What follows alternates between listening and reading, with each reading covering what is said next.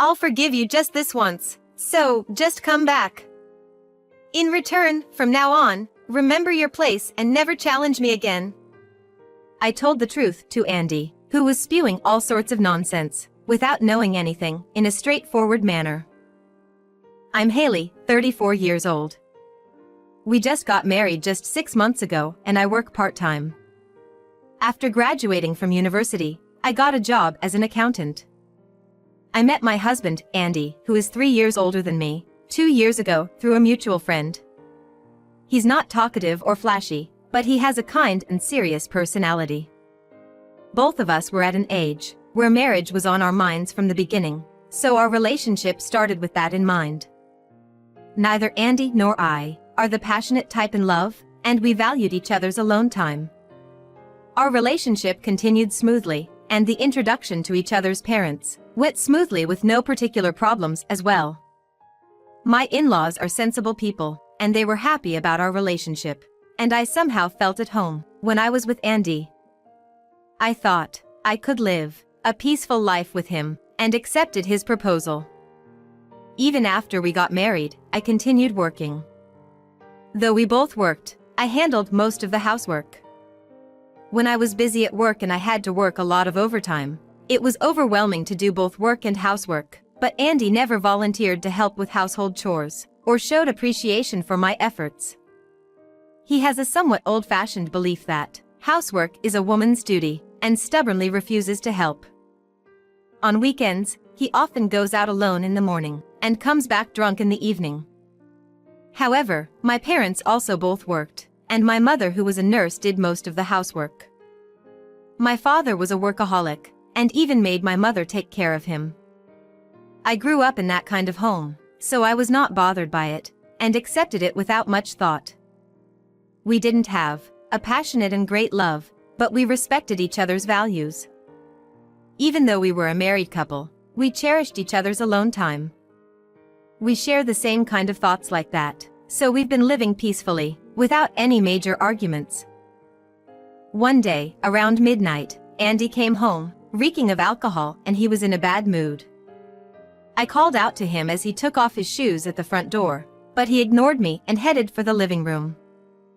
I sighed at his behavior. It's happening again. I had learned since we got married that, when something bothered Andy, he would ignore me like this. I didn't know with whom he had been drinking, but something unpleasant must have happened to him while he was drinking. At times like these, it was best to leave him alone.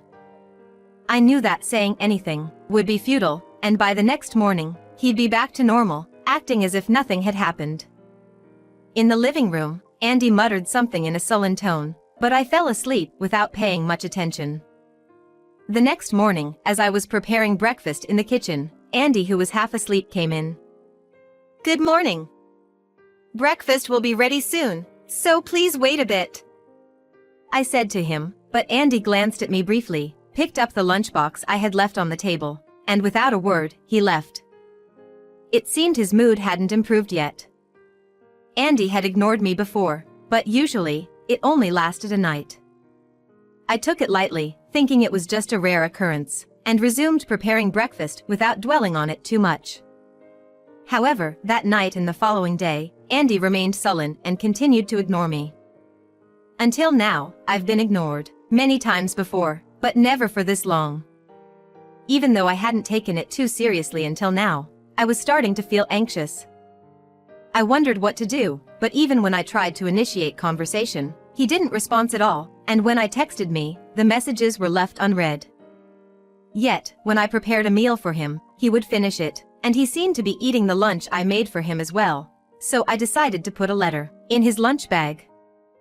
In the letter, I expressed my gratitude to Andy. I told him how sad it made me when he ignored me, and that I wanted things to go back to the way they used to be. I wrote it with all my heart, but tried not to make it too heavy at the same time. I was sure this would make him change his attitude. However, my faint hope would soon be shattered. That night when Andy returned home, he said something unbelievable. As he entered the living room and saw me setting up dinner, he looked at me and said this: "I'm busy unlike you. Starting today, there's a fine of $100 if you talk to me." I don't want to waste my precious time on useless conversations with you. Now, pay me $100 for talking to me this morning." As I stood there dumbfounded, Andy held out his right hand, as if to say, "Hurry up." He let out a sigh without a word and looked at me. "Wait a minute. That's ridiculous," I protested, and he said, "An additional $100, so total is $200. As he kept holding out his right hand, he muttered while showing clear disgust. Andy took out $200 from my wallet, which was left on the table, while ignoring me who was stunned, and threw the wallet roughly onto the floor. Then, without a word of gratitude, he started eating dinner, and without saying thanks, he left the table. His silence continued even after that, and before I knew it, 3 weeks had passed. I have thought and tried everything I can to change the situation, but nothing I have done has had any effect at all. Then one night, I was running out of ideas, so I resorted to a drastic strategy, thinking it was the only way to get what I wanted. It was the method of intentionally not making dinner. I had always prepared dinner, and made sure that it was ready around the time Andy came home. If I stopped making the dinner for him suddenly, even he might be willing to talk to me. I thought that way. When Andy returned home in a bad mood, I deliberately paid him no attention, and watched TV in the living room. Andy, who has just got home, stared at the empty dining table for a moment, before directing his gaze at me. I felt his gaze on me, but intentionally refrained from taking any action, and waited silently for him to initiate a conversation. Then, Andy let out a sigh with a displeased look, and left the room without a word. From the front door, I heard him open and close the door violently. I was taken aback, and I remained frozen in place for a while. Why does Andy continue to ignore me like this? I had no clue, and at that moment, I just hung my head in dismay. The next morning, I woke up at sunrise, to make his lunch as usual, and headed for the living room, but there was no sign of Andy in the house. Had he gone to work this early in the morning? Puzzled, I put on an apron, and as I did, I noticed a note on the dining table. Upon reading what was written on the note, I was so shocked that I lost my words, and I stood there motionless. The note simply said, "Don't neglect housework," in messy handwriting. The moment I read it, I felt like something inside me snapped. I couldn't endure this any longer. Did I have to live my life, always trying to please Andy? No, I couldn't bear it. Though we were never overly affectionate, even when we were dating, this kind of marital relationship was abnormal. If I had done something to upset him, I might understand, but being ignored without any reason was wearing me down, and I had reached my limit. In a corner of the note Andy had left, I added a single line, "I'm going back to my parents." Swiftly, I packed my belongings and left the house. I didn't return home after work, and I went to my parents' house instead. My parents were surprised when I suddenly visited them, but as I explained the strange situation of ours, such as the fact that Andy had been ignoring me for the past 3 weeks, and demanded a $100 fine for talking to him, and I had no idea why he is doing this to me, they sympathized with me, and kindly accepted me. Having found a refuge, I felt genuinely relieved, and for the time being, I planned to stay at my parents' house, keeping an eye on what Andy would do next, before deciding how to proceed. That night, as expected, Andy didn't contact me. I'm sure he was simply dismissing my actions, and continuing to ignore me. This might turn into a long battle. In the following days, there was still no contact from Andy, no calls or texts, and he didn't come to my parents' house either. With no word from him, for half a year had passed, and I had almost forgotten about Andy. Then one Sunday, I opened the front door to go out, and Andy was waiting for me with a furious look on his face, and his arms crossed. He stared at me without saying a word, as I was so surprised that I let out a short scream, and I stood there. Though I was dismayed by him, who still continued ignoring me, the next moment, Andy abruptly pushed me aside, attempting to enter my parents' house. "Wait a minute!" I hurriedly stopped him. Andy stared at me in what seemed like disbelief, with his eyes widening, but he remained silent. With a firm tone, I told him, "Please don't enter without permission. I'll call the authorities." Finally, Andy spoke, after 6 months of silence. His words were a barrage of harsh insults. "Huh? Who do you think you're talking to with such a cheeky attitude? Do you think you're good enough to talk back to me? Just because you're at your parents' place, don't get cocky." I wondered if Andy had always been this rude. While I was lost in my thoughts, he yelled, erupting with anger. "Hey, are you listening? Stop messing around. You've been gone for half a year, leaving our house in shambles. Who the hell do you think you are?" As I stood there in shock, he suddenly changed his expression, adopting a calm demeanor, and he continued condescendingly, "That being said, I'm a generous guy, so I'll forgive you this time. But from now on, know your place, and don't ever cross me again." Andy looked down on me with arrogance. I said calmly, with a pitying look on my face, "What are you talking about? Forgive you, don't cross me? You and I are no longer married, right?" Andy seemed taken aback by my words, but he quickly twisted his face into a grotesque expression and started yelling loudly again. "What the heck do you mean by we're no longer married? There's no way that's true. We're a legitimate married couple, aren't we? If you keep messing around, I'll seriously get angry. I said I'd forgive you this time, so just come back home." I had reached my limit with his selfish arguments. He is the one who ignored me for over 6 months, said that talking with me was a waste of time, and even made me pay a fine in the first place. It was infuriating that he said it, as if all of this was somehow my fault. About half a year ago, there had been a significant change in my life, but it seemed Andy was completely unaware. I told the truth to Andy, who was spewing all sorts of nonsense, without knowing anything, in a straightforward manner. "As soon as I left the house and started living with my parents, your mother handed me the divorce papers, which were already signed, so I filled in my section and signed, and submitted it to the city hall on the same day. You and I are already divorced." Andy's face turned pale, and he looked utterly shocked. Several days after returning to my parents' home, my ex-mother-in-law called me, and I headed to the cafe where she asked me to meet her after work. My ex-mother-in-law, who had a grim look on her face, presented a document to me as soon as I greeted her, and she said in a hateful tone, "You quit your job as soon as you got married, and became a full-time housewife, but you didn't do any housework and lived off Andy's earnings." When he pointed it out, he was told to pay $100 as a fine, and he lamented that even his little allowance was taken away from him. When Andy couldn't bear it anymore, and scolded you sternly, you ran away to your parents' house, didn't you?